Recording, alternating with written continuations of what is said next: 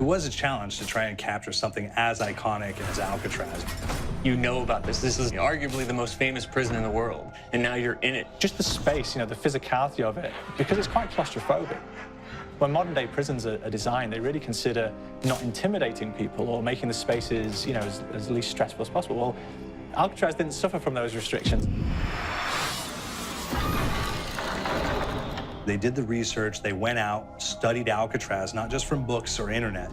They were actually there to feel the environment, so it really sets a mood that gets you a little spooked. Well, we kind of started with the base layout of Alcatraz. The entire island we ended up roughing out in kind of a white box form, and then figuring out what play spaces we wanted to use out of that, what would be the most interesting areas to play in, and the connections between spaces, and spaces that the public doesn't necessarily get to go into. We really did a lot of pushing to really enhance that psychological horror aspect that we're really looking for. And this is a really good opportunity to really tell something special. Like I got stuck right through the gates to hell! This time around, I feel like it's been identified that there are these side missions that you're going to go out and try to accomplish. Al and the rest of the groups put together this escape plan, but the point is to get the parts and assemble this plane so they can get off the island. We did something new for the first time. We have actually contextual music that goes off. So that's a first for zombies.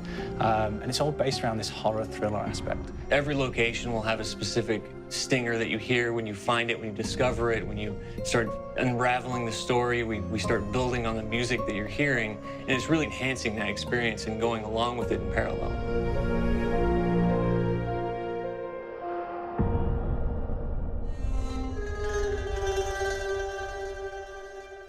Because we wanted to embrace this kind of horror thriller element, we wanted character actors, guys who could really embody someone and then convey emotion. So that's why we went for guys like Ray Liotta, getting in that kind of guy, we wanted the frantic nature. So he plays a character called Billy Handsome, who's this kind of psychopath who would be employed by the mob to kill people in interesting ways. Chaz Palminteri, he plays a guy called Sal DeLuca, an old mob boss. Michael Madsen playing Finn O'Leary. He's kind of worked himself from the floor, from the streets. He's got his hands dirty in the blood and the guts a couple of times. And then we had Joe Pantoliano, and he plays Arthur Arlington, who's nicknamed the Weasel.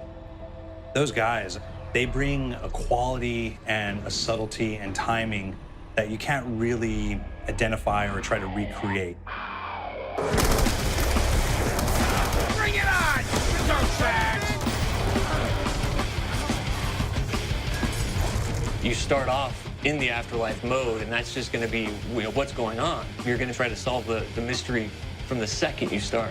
Afterlife, to me, brings a new element, like a new puzzle element. It forces me to think a little bit more or look for the clues or kind of think of zombies on a slightly deeper level.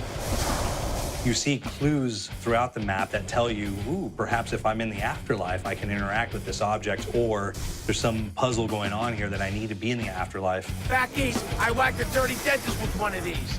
Took forever, too. Alcatraz has a Civil War kind of fort background before it turned into a penitentiary. And so we had this kind of backstory, the idea that the warden would have collected Civil War weaponry.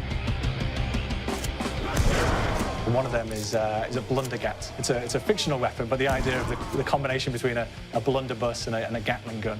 And possibly, there might be a way of upgrading it to a more fantastical weapon that the players may find. You all gotta go sometime?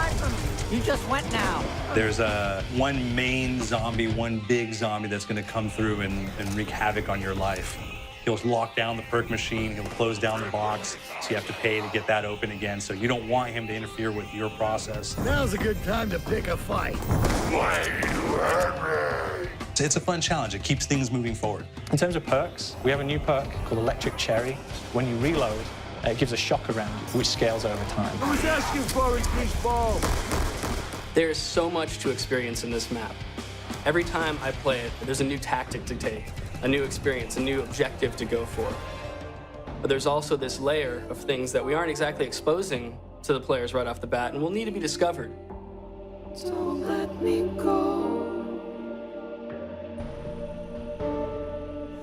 Is it the calling we hear? We've got the undead in there, we've got these historical elements, and these fantastic actors all seem to be with peace with each other in this kind of same world. So it's magical, and our team is incredibly excited by it. This is the call.